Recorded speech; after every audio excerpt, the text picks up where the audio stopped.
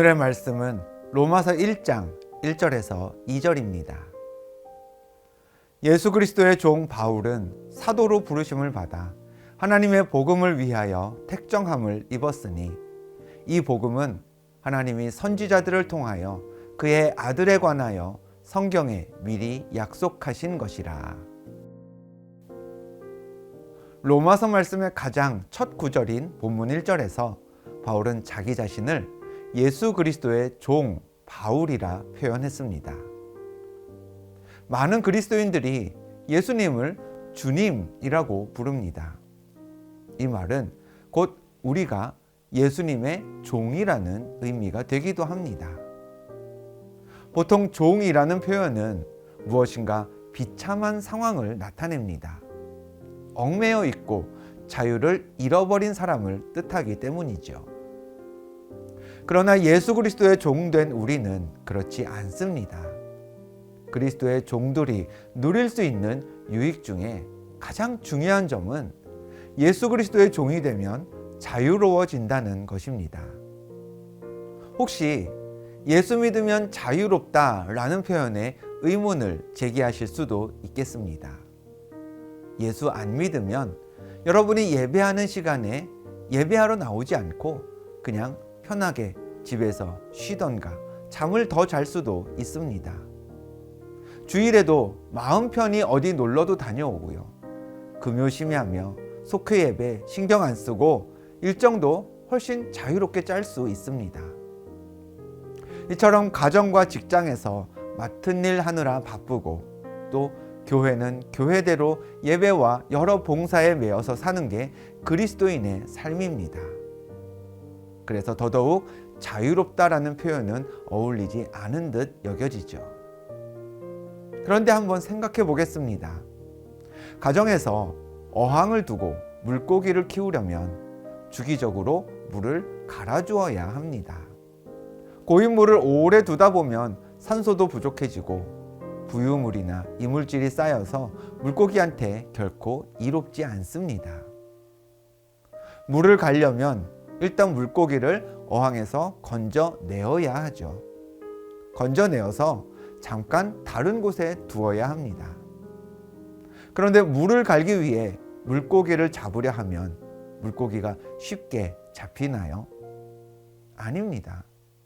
잡히면 죽는 줄 알고 물고기는 그 넓지도 않은 어항에서 이리저리 도망 다닙니다.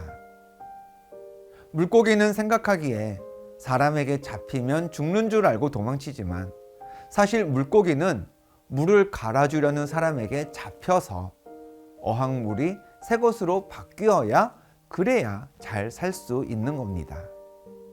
그러지 않고 끝까지 어항 안에서 도망 다니다가 잡히지 않으면 그래서 주인이 에라 모르겠다. 물 안 갈 거야. 네가 알아서 살려무나 뭐 이러면 물고기를 기다리는 건 죽음밖에 없습니다. 마찬가지입니다. 하나님도 우리를 꽉 잡기를 원하십니다. 우리를 죄와 사망에서 해방하셔서 영원한 생명을 주시기 위해 당신의 종으로 삼아서라도 우리를 하나님의 영향력 아래에만 두기를 바라십니다. 하지만 우리는 하나님께 안 잡히려고 발버둥을 칩니다. 잡히는 게 곧 사는 길임에도 불구하고 잡히면 불편하니까, 얽매이면 자유가 없어 보이니까, 그래서 그리스도의 종이 되기를 원하지 않습니다.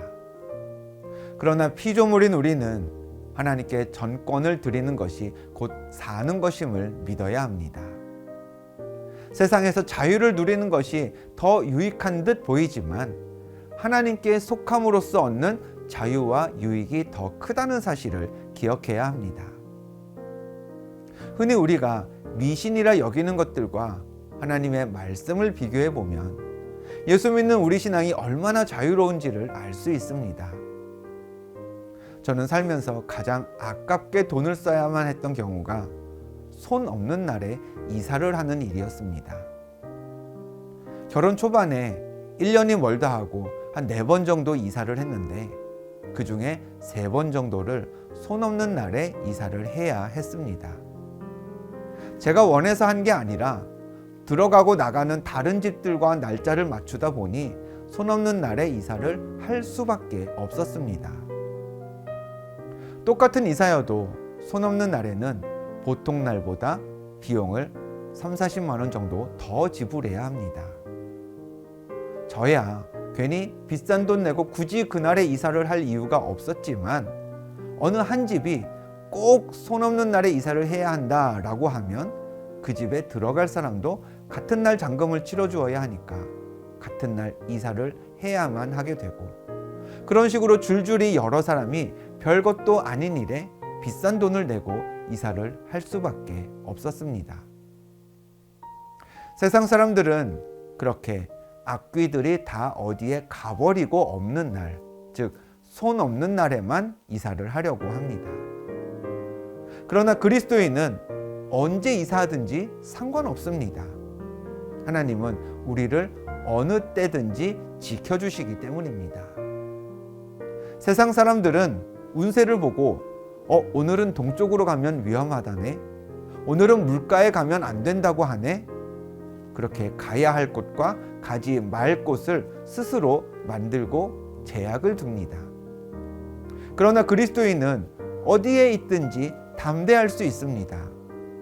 하나님께서 우리를 어디서나 만나주시고 어느 곳에 있든지 살펴주시기 때문입니다. 그리스도인에게는 시간과 장소에 삶을 구속받지 않는 자유가 있습니다. 바울은 자신을 그리스도의 종이라 했지만 그 종은 모든 자유를 다 반납한 종이 아니라 주인이 주시는 참된 자유를 누리는 자유로운 종이었던 것이죠. 스스로를 그리스도의 종이라 했던 바울은 자신이 무엇을 위한 종인지도 밝혔습니다. 본문 1절입니다. 예수 그리스도의 종 바울은 사도로 부르심을 받아 하나님의 복음을 위하여 택정함을 입었으니, 바울은 복음을 위하여 종으로 택해졌다고 했습니다. 그럼 복음이 정확히 무엇일까요? 2절 말씀에서 바울이 설명합니다. 이 복음은 하나님이 선지자들을 통하여 그의 아들에 관하여 성경에 미리 약속하신 것이라. 바울은 복음을 위해 그리스도의 종이 되었는데, 이 복음이란 하나님의 아들 예수 그리스도에 대한 약속이라고 했습니다. 요한복음 1장 12절 말씀입니다. 영접하는 자, 곧 그 이름을 믿는 자들에게는 하나님의 자녀가 되는 권세를 주셨으니. 그리스도의 종이 된 사람, 하나님이 약속하신 복음을 받아들이고 아들 예수 그리스도를 구세주로 믿는 사람에게는 하나님께서 자녀가 되는 권세를 주신다고 하셨습니다. 자녀가 되는 권세가 무엇일까요? 아이들은 친구들에게 이렇게 말합니다.